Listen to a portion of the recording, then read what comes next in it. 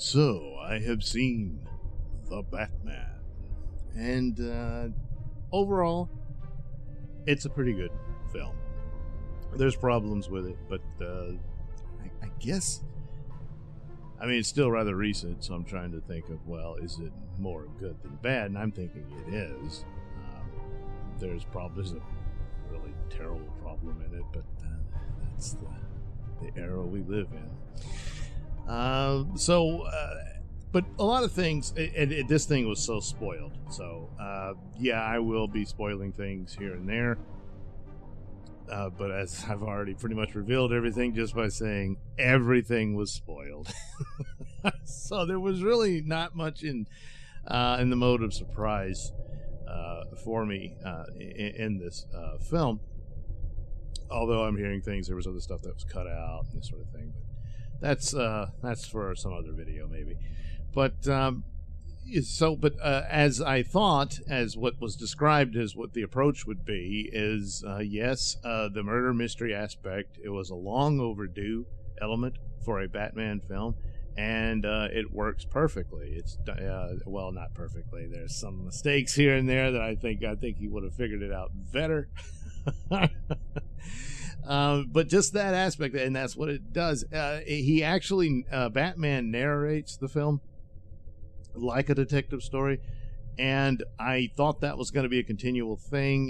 There's a couple of scenes of him doing it, but not as much as I would have thought. And maybe it needed a little more of that, maybe not. As for the length, yes, it's too long.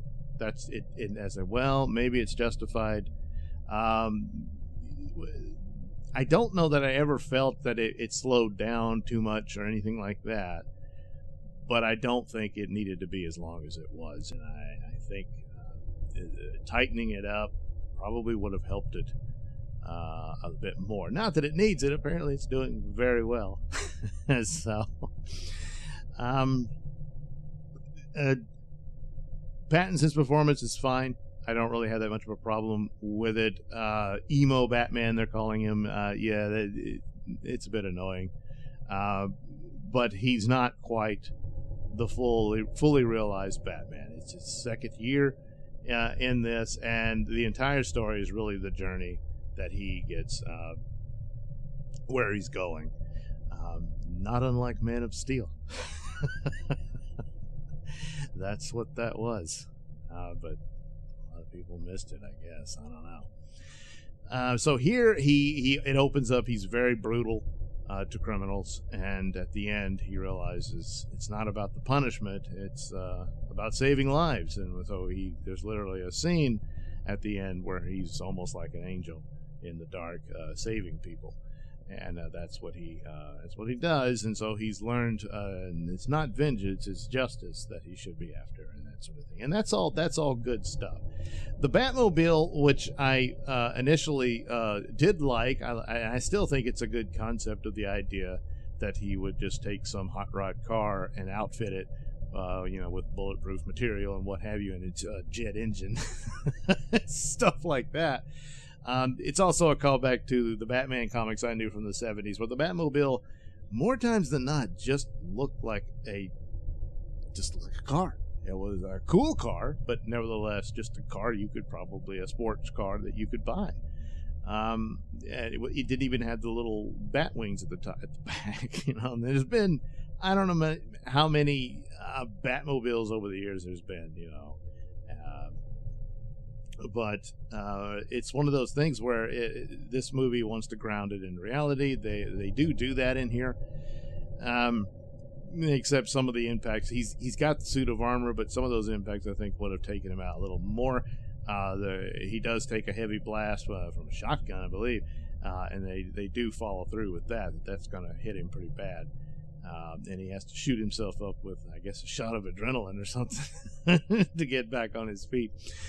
The action scenes are good. They're not Zack Snyder good. Nothing tops that Ben Affleck warehouse battle from Batman vs. Superman. And that's unfortunate, but that's the way it is. The suit, I still don't particularly care for, But if this is the idea that he's in development and whatnot, and that by the next film it might be a different outfit, that he's augmented as he goes, and that sort of thing, which also speaks to the Batmobile.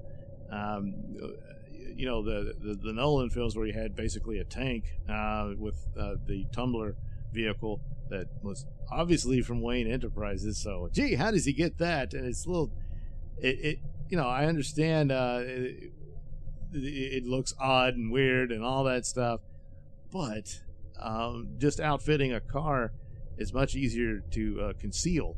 And plus, it just looks like someone's riding around in some hot rod. You don't necessarily. You mean at first you wouldn't know it's Batman, but eventually, yeah, they're all going to know. Hey, look, it's the Batmobile. So it's a little bit too obvious. So there's this and that, but seeing it in the chase they had with the Penguin, well, I don't know. I wasn't all that impressed.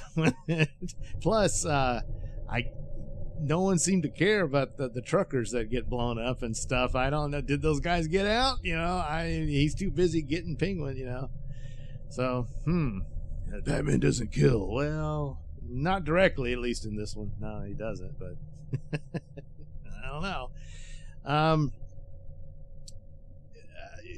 There is this emphasis on that all the bad people are white in the movie. There's even a gang that apparently is multiracial at the opening that's going to beat up an Asian man, and they all appear to be white except for one black kid who's very reluctant to be involved in this gang, and ultimately, after Batman shows up and beats them all to hell, he runs away. We never see him again, although in Titans he's the Tim Drake of Titans, so at least the actor. But it's, yeah, that kind of crap. And then Catwoman tells him, "Why, you know, we need to take on the white privileged rich people in here."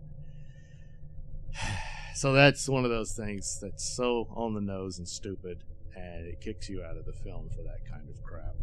Especially what's been going on with that type of sentiment of the idiot notion that you deal with racism by being racist. And especially compounded by Miss Kravitz's attitude about what she suffered because she didn't get a part in the Nolan films because she was black, which is absolutely absurd. And went on about her suffering about, you know, trying to straighten her hair because she didn't have white hair. Yeah, that's not suffering. This is coming out of one of the most privileged princesses around. She's a daughter of Hollywood royalty, so yeah, just do your part. Good Lord. But anyway, other than that, her performance as Catwoman is fine and works well within the story. And there is good chemistry between her and Robert Pattinson's Batman. However sad it is in the story in a lot of ways. But perhaps that was helped if the rumors are true. Yeah, I don't know. Jim Gordon works fine and all that. Jeffrey Wright's a good actor. Another political idiot, but a good actor. He does good work. And so the Riddler, and they borrow from Zodiac, and that fits in with this idea of reality. So that I understand this version, but yeah, he comes across looking like the Zodiac, and he's taunting, well, Batman and the police and all that. But it works for the creepy and horror almost like style of the film. There's horror elements, certainly of the Zodiac story itself, which was true, but the film that is, you know, that was based on it and that sort of thing. But also Saw, some of that's in there as far as horror movies go. And Seven, certainly, in there. But there's things that don't quite come together. I mean, he's supposed to be so very smart, but he's also obviously psychotic, and that his main motive was that he's obsessed with Batman, which plays into the story that the Riddler likes to taunt Batman with the riddles, and then it comes to be similar to with the Joker as well, that that you got villains that are obsessed with Batman. And this is almost like out of the Jim Carrey Riddler, where he tells Bruce Wayne, "You were supposed to understand." And that scene is damn near played out here when the Riddler's captured. He's in Arkham, and Batman goes to visit him because he requesting to see him, and that's when he reveals, oh no, he's got a contingency plan for bombs all over Gotham. And they go off, and the city gets flooded, so the Riddler kind of wins. But the strong, brave black woman mayor says, I don't care what the danger is. I'm going out there to calm the people down, and she gets shot. No politician would do that. No. But the Riddler has fans who followed him online, and he has a Riddler army, which no one notices. No one catches that. And Batman. Now, Batman, you can understand the turmoil he's going through. Maybe that distracted him enough where he didn't quite figure out that there was a contingency plan. But he did go to the Riddler probably for that very reason. Well, not probably. That's what he did, so there is that. But then I don't know that the Riddler always intended to be captured just so he could talk to Batman. I guess that's why he did that. But that's... the other elements, as far as worrying that they were going to tear down Thomas Wayne, they didn't. Now, the scene where Bruce Wayne falls for Falcone's version of the story and then immediately goes and confronts Alfred in his sickbed after having barely survived an attack by the Riddler. I knew exactly what had happened when Falcone was telling the story. It says Thomas Wayne lost his mind because his wife was being threatened. That's what it is, so he goes to Falcone. I want you to scare this guy so he'll leave me alone, and of course the guy gets killed. And then we're later revealed that Falcone was more than likely ordered the hit on Thomas Wayne. It's not conclusive, and that's the reason why Alfred didn't speak of it, because he just didn't really know. It's possible, but they don't really conclude that. But I mean, Bruce Wayne falls for Falcone, and he's the emotion distracted him, and he wasn't thinking clearly, and that sort of thing. And I guess you could give it that, but I don't know. I mean, he still could have done the scene. And it was like, why didn't you tell me all this stuff? And, well, they could have had that, resolution for their part of the story. But anyway, all in all, it's okay. It's good. It's not. Oh my God, this is terrible. And looks like it's going to do very well. So they're not most likely, there will be follow up. They're going to do these TV shows on HBO Max with Gotham PD and the Penguin. And the Penguin, my God, Colin Farrell's makeup, what you could see in the trailers, is just excellent. I mean, good God, he's completely unrecognizable in it. And he was a cool character in the way they have him positioned, and that works very well for the Penguin. And I know people wanted more of him. I suspect he's going to get his own show, and I imagine he'll probably turn up in the sequel as well.